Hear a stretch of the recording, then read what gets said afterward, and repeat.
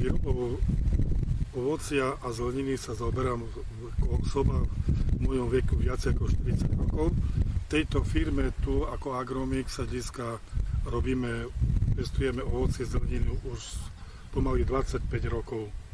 Našou nosnou plodinou je stále a dlhodobo sú jahody. Spomínam na staršie časy, kedy sme pestovali jahody ešte na bývalom štátnom podniku, kde bolo bežné vymerať 20 až 25 hektárov. Tu, keď sme založili ako novú firmu po transformácii spoločnosti, pestovali sme jahody. Prvá plocha bola 19 hektárov a postupne klesala výroba na výmerách dole a hlavne z toho dôvodu, že prišli nový fenomén a to sú veľké obchodné reťazce.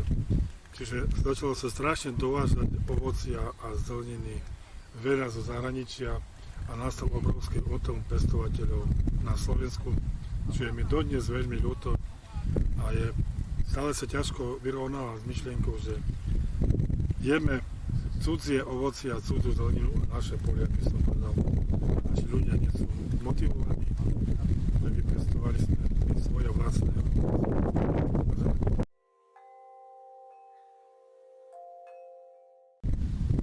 Za tú celú obdobie, ktoré nejak zabezpečujeme pestovanie výrobu, zapasíme stále s jedným problémom, že máme málo organickej hmoty v pôde.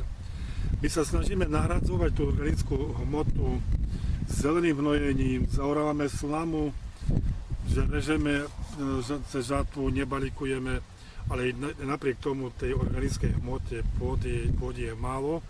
A organická pôda vieme, že viaže živiny, vodu, by som povedal, robiť ovocie zeleniny bez toho je veľmi ťažko.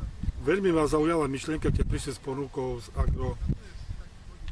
ústavu agrobiológie z Michaloviec a ponúkli nám humak nejaké, ja počúvam, čo oni ponúkajú a tá myšlienka, že čo to vlastne je, ma strašne zaujalo z toho, že obsahuje organickú hmotu.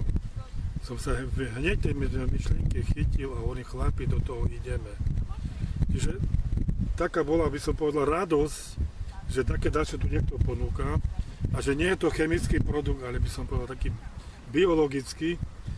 A išli sme zakladať novú plantáž jahod a hovorím, toto je pre nás nutné, potrebné, že by sme ten humak agro, ktorý my spomíname, sme využili pri zakladaní tejto plantáže.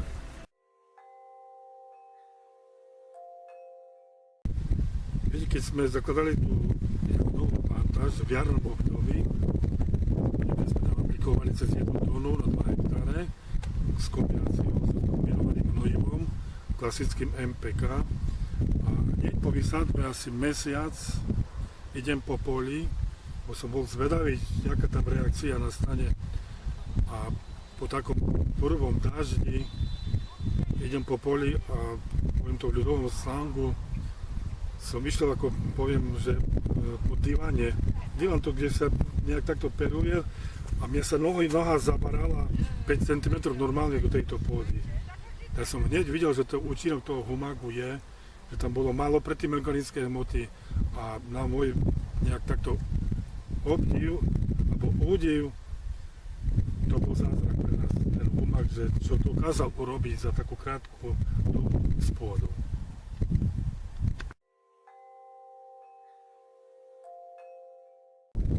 Nič ma neprekvapilo negatívne, ale všetko pozitívne.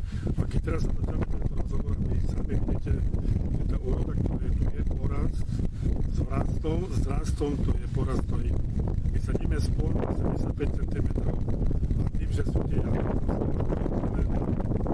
spája, ako nejak takto porezná sa prelína nad do radu, čo tam trošku sťažuje zber, tak už teraz uvažujeme, že musíme urobiť nejaký širší spol, že sme vytvorili životný priestor ešte lepší pre tieto rastliny, ale prekvapilo ma to iba dobrou vecou, žiadnu negatívnu skúsenosť.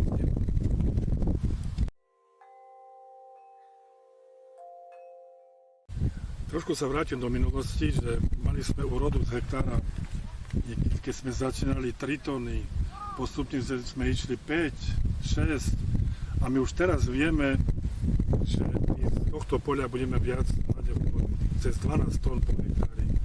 To rieši aj ekonomiku celkovo, by som povedal.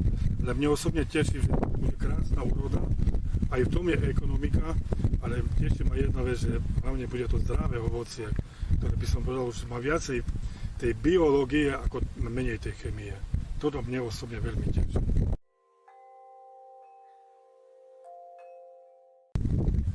Viete, tajne by som ich nenazval, ale plány máme také, kde chceme ten humak využiť a najbližšie dohľadne dome chceme vysadiť 3 hektárový sad. Ďalšie uvažujeme o drobnom ovoci, nejakú rybezu, nejakú malinu.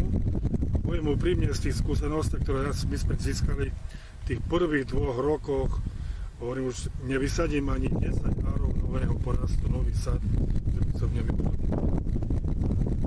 Čiže pre nás ten humak by som bola taká záchrana aj do ekonomiky, aj do pekných porastov, hlavne zdravých.